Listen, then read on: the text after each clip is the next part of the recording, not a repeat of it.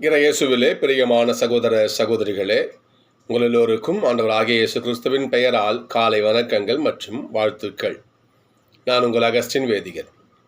இன்று ஜூன் மாதம் 24ஆம் தேதி 2024ஆம் ஆண்டு. ஆண்டவரின் மடியில் 5 நிமிடங்கள். இன்றைக்கு நம்முடைய தாயாம் திருச்சபையானது திருமுழுக்கு யோவானுடைய பிறப்பு பெருவிழாவை கொண்டாடுகிறது. நமது கத்தோலிக்க திருச்சபையானது திரு அவையானது 3 பேருக்கு தான் பிறப்பு விழாவை கொண்டாடும். ஒன்று ஆண்டவராகிய இயேசு கிறிஸ்து, அடுத்தது அன்னை மரியாள், மூன்றாவதாக திருமுழுக்கு யோவான். வேறு எந்த ஒரு புனிதருக்கும் பிறப்பு விழா கொண்டாடப்படாது.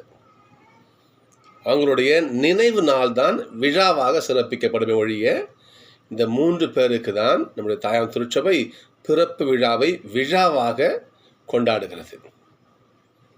அந்த அளவுக்கு ஏன் கொண்டாடுதுன்னா அவருடைய பிறப்பு அவ்வளவு முக்கியத்துவம் வாய்ந்தது. இன்றைய திருப்பாடல் 139 பல்லவியே கவனிங்க. இன்னைக்கு வியத்தகு முறையில் என்னை படைத்ததால் நான் உமக்கு நன்றி நவில்கிறேன் என்று வருது பாருங்க. வியத்தகு முறையில் இவருடைய பிறப்பெல்லாம் சாதாரண பிறப்பு கிடையாது. அவனுடைய இயேசுடைய பிறப்பு, அன்னை மரியாளுடைய பிறப்பு, திருமுழுக்கு யோவானுடைய பிறப்பு, இவர்கள் சாதாரணமாக பிறந்தது கிடையாது. அவர் எப்படி பிறந்தாங்க என்பது திருமுழுக்கனுடைய பிறப்பு நற்செய்தியாக வருது பாருங்க. இன்னைக்கு சக்கரையாவுக்கு எலிசபெத்துக்கு ரொம்ப நாளாக குழந்தை கிடையாது, வயசாகி போச்சு, அவங்களுக்கு குழந்தை கிடையாது. அவனுடைய தூதர் அந்த குறையை போக்குகிறார்.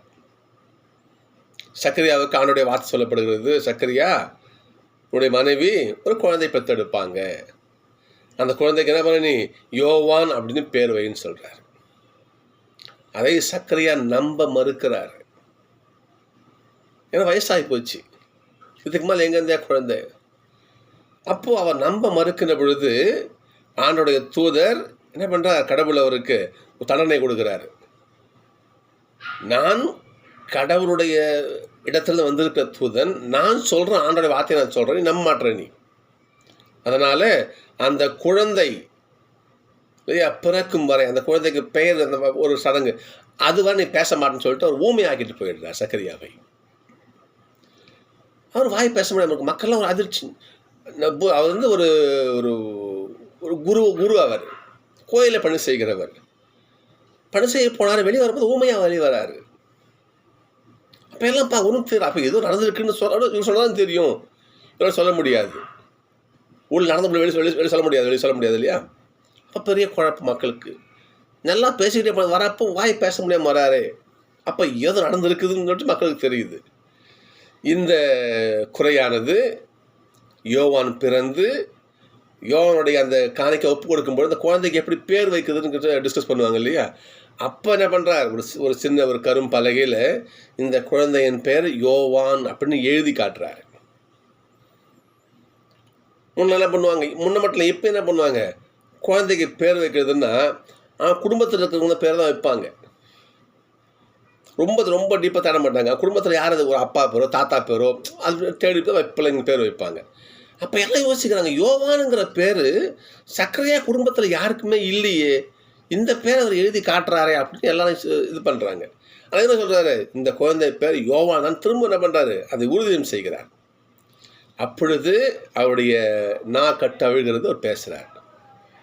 எனவே இதான் திருமுழுக்கு அவருடைய பிறப்பு. எவ்வளோ வித்தியாசம் பிறப்பு பாருங்க. அது மட்டும் கிடையாது, ஆண்டவரால் கருவறையில் இருக்கும் பொழுதே அர்ச்சிக்கப்பட்டவர் திருமுழுக்கு யோவான். அன்னை மரியாள், எலிசபெத் அம்மா முழுகாமல் இருக்காங்க, கர்ப்பமாக இருக்காங்க. அன்னை மரியாளுக்கும் அந்த இயேசுடைய பிறப்பு செய்ய சொல்லப்படுகிறது. அம்மா மரியம்மாவும் முழுகாமல் இருக்காங்க. ஆனால் திருமுழுக்கு யோவான் சீனியர், கொஞ்சம் மூத்தவர். அப்போ நிறைய மாதமாக இருக்கிற அந்த எலிசபெத் அம்மாவை சந்திக்க மாதாமா கிளம்பி அயன் கரீம்ங்கிற ஊருக்கு போகிறாங்க. மாதா ஊர் நாசரேத்தூர், எலிசபெத் அம்மா விட அயன் கரீம்ங்கிற ஊர் கிட்டத்தட்ட 100 கிலோமீட்டர் தூரம்னு சொல்கிறாங்க. அந்த காலத்தில் ரோடு வசதியாகுது, காட்டு வழி தான் போகணும். மாதமா எப்படி போயிருப்பாங்க, இன்னும் கழுதில் போயிருக்கலாம். எவ்வளோ கஷ்டம் யோசிச்சு பாருங்க. கர்ப்பமாக இருக்காங்க இவங்க என்றால் அவங்க பணி செய்யணும். அவ்வளோ தூரம் அயன் கரீம் வரையும் கடந்து போகிறாங்க. அங்கே போயிட்டு அங்கே அம்மா எலிசபெத் அம்மா தான் என்ன பண்ணாங்க, எலிசபெத் அம்மாவை பார்க்குறாங்க. அப்போது எலிசபெத் அம்மா சொல்கிற வார்த்தையை பாருங்கள், என் ஆண்டவரின் தாய் என்னை தேடி வர நான் என்ன புண்ணியம் பண்ணியிருக்கணும் அப்படின்னு அந்த அம்மா சொல்கிறாங்க. அது மட்டும் இல்லை, அப்போது ரெண்டு பேரும் கர்ப்பமாக இருக்காங்க இல்லையா, மாதாம்மா எலிசபெத்தை வாழ்த்துறாங்க. அந்த வாழ்த்தை கேட்டு திருமுழுக்கு யோவான் அவர் வயிற்றுக்குள்ளேயே அவர் குதிக்கிறாராம். அவர் அற்புதமான ஒரு, உம்முடைய வாழ்த்தை கேட்டு என் உள்ளே இருக்கின்ற குழந்தை மகிழ்ச்சியால் துள்ளியதுன்னு திருமுழுக்கினுடைய பெற்றோர் அம்மா சொல்லுவாங்க பாருங்க, எலிசபெத் சொல்லுவாங்க பாருங்க. அப்போது கருவறையில் இருக்கின்ற பொழுதே ஆண்டவருடைய ஆசீர்வாதத்தை பெற்றவர் திருமுழுக்கு யோவான். அதுதான் இன்னைக்கு முதல் வாசகம் பாருங்க பார்ப்போம். நான் உன் கருவறை தாயின் வயிற்றில் உருவாகும் பொழுதே நான் அவனை தேர்ந்தெடுத்தேன் சொல்லி இன்னைக்கு வாசகம் வருது பாருங்க, முதல் வாசகம். அப்போ திருமுழுக்கினுடைய பிறப்பு எப்படிப்பட்ட பிறப்பு பாருங்க. எனவே தான் நம்முடைய தாய் திருச்சபையானது திருமுழுக்கினுடைய பிறப்பை எனக்கு பெருவிழாவாக கொண்டாடுகிறது. திருமுழுக்கு யோவான் யாருக்கும் பயந்தவர் கிடையாது. அவருடைய வார்த்தைகள் எல்லாம் எவ்வளோ போல்டாக இருக்கும் பாருங்க. திருமுழுக்கு போதிக்கும் பொழுது அவருடைய இடம் யோர்தான் ஆற்றங்கரை, அங்கே தான் போதிச்சிருந்தார் அவர். மக்கள்லாம் வருவாங்க, மக்கள் திமிராக இருப்பாங்க. ஏனென்றால் நாங்கள்லாம் யூதர்கள், இஸ்ராயேல் மக்கள், கடவுளால் சிறப்பாக தேர்ந்தெடுக்கப்பட்டவங்க, நாங்கள் தான் அப்படின்னு இருப்பாங்க. திருமுழுக்கு சொல்லுவார், நீங்களும் ஆபிரகாமின் மக்களா? கடவுள் நினைத்தால் இந்த கல் என்ன பண்ணுவார், தனக்கான மக்களை உண்டு பண்ணிக்குவார். அதனால் திமிர் கொண்டு தெரியாதீங்க என்று சொல்லுவார். மக்கள் மனம் மாறுவார்கள். ஐயா நாங்கள் என்ன செய்யணும் சொல்லுங்கள், பகிர்ந்து வாழுங்க, யாரையும் பயன்படுத்தாதீங்க, பொய் குற்றம் சுமத்தாதீங்க என்று தன்னுடைய வார்த்தைகள் போல்டாக சொல்லுவார் அங்கே. அது மட்டுமல்ல, அடிமரத்திலே கோடாரி வைத்தாகி விட்டது, எந்த மரமெல்லாம் கனி கொடுக்கலையோ அனைத்தும் வெட்டி நெருப்பில் எரியப்படும். அவருடைய வார்த்தைகள் இங்கே வாசிப்பாங்க, லூக்கால வாசிச்சு பாருங்க, எவ்வளோ போட சொல்லுவார் பாருங்க. அது மட்டும் இன்னொரு செய்தியும் திருமுழுக்கினுடைய ஒரு வீரிய வார்த்தைக்கு அற்புதமான ஒரு உதாரணம். ஏரோது தன் தம்பி மனைவியை இழப்ப தவறான கண்டு பார்ப்பான். அவன் நேராக போவார், ஏரோது நீ பண்ணுறது தப்பு, ஒழுக்கக்கேடான செயல், உன் தம்பி மனைவியை நீ தவறாக பயன்படுத்துகிறேன்னு சொல்லுவார். மனப்பொண்ணை பிடிச்சி ஜெயிலில் போடுவான். அதன் காரணமாக அவரை கொலை செய்யப்படுவார்.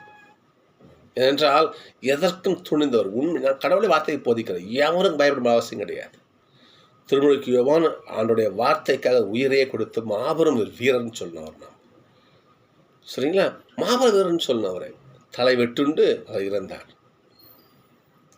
அந்த இரவு என்ன பண்ணுறா, தன்னுடைய மகளை ஒரு நடன நிகழ்ச்சிக்கு டான்ஸ் ஆட வைப்பா. இரவு என்ன பண்ணுவான், அன்றைக்கி அந்த பெண்ணுடைய நடன நிகழ்ச்சியை பார்த்துட்டு உனக்கு என்ன வேணுமா கேள் நான் கொடுக்குறேன்னு சொல்லுவான். அப்போ அந்த இரவு பொண்ணு என்ன பண்ணுவா, திருமுழுக்கவனோட தாய் துணுதல் பேரில் திருமுழுக்கவனோட தலையை கொடுன்னு கேட்பான்.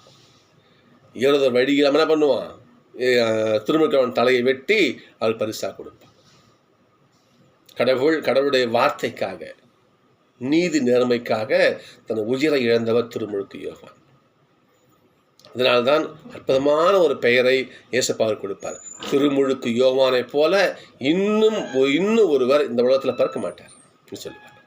அப்பேற்பட்ட மாபெரும் பிறப்பு திருமுழுக்கு யோவானுடைய பிறப்பாகும். சகோதரர்களே, இன்றைக்கு அவருடைய பிறப்பு விழாவை நம்ம கொண்டாடுறோம். அவற்றை வேண்டுவோம், திருமுழுக்கு யோவானே உண்மை போல நாங்கள் என்ன பண்ணுவோம், கடவுளுடைய வார்த்தைக்காக வாழ்கின்ற பிள்ளைகளாக எங்களுக்காக அப்பாட வேண்டிக்குவோம். நம்ம இன்னொரு ஒரு காரியம் சொல்லலாம், அவ்வளவு தாழ்ச்சியான ஒரு மனிதர் திருமுழுக்கு யோவான். மக்கள்லாம் கேட்பாங்க, அதாவது ஒரு மெசியாவுக்குரிய வாழ்க்கையே அவர் வாழ்ந்தார், ஒரு தவ வாழ்க்கையை வாழ்ந்தார். மக்கள்லாம் கேட்பாங்க, திருமுழுக்கு யோவான் அவர்களே நீங்கள் தான் மெசியானா என்கிட்ட சொல்லிடுங்க அப்படின்னு கேட்பார். அந்த அளவுக்கு அவருடைய வாழ்க்கை இருக்கும். ஒருவேளை திருமுழுக்கு ஆமாம் நான் தான் மெசியான்னு அவர் சொல்லிதான் வச்சிங்களேன், அவருக்கு இருக்கிற யோசிச்சு பாருங்கள், அவருக்கு இருக்கிற ஒரு மதிப்பை. நான் திருமுழுக்கு அவர் சொல்கிற வார்த்தையை நம்ம அவரோட தாழ்ச்சிக்கு வேற என்ன வேணும், அவர் சொல்கிற வார்த்தையை பாருங்கள், நான் மெஸ்ஸியா அல்ல,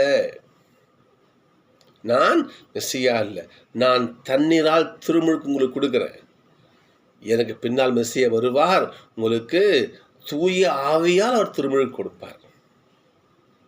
இன்னும் சொல்லுவார், நான் அவருடைய மிதியடி வாரை, அவருடைய செருப்பு வாரை அவிழ்க்க கூட தகுதியற்ற நபர் நான் சொல்வார். எந்த அளவுக்கு அவர் தன்னை தாழ்த்துறாரு பாருங்க.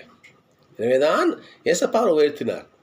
திருமுழுக்கு யோவானை போல இனி ஒருவர் இந்த உலகத்தில் பிறக்க மாட்டார் சொன்னார்.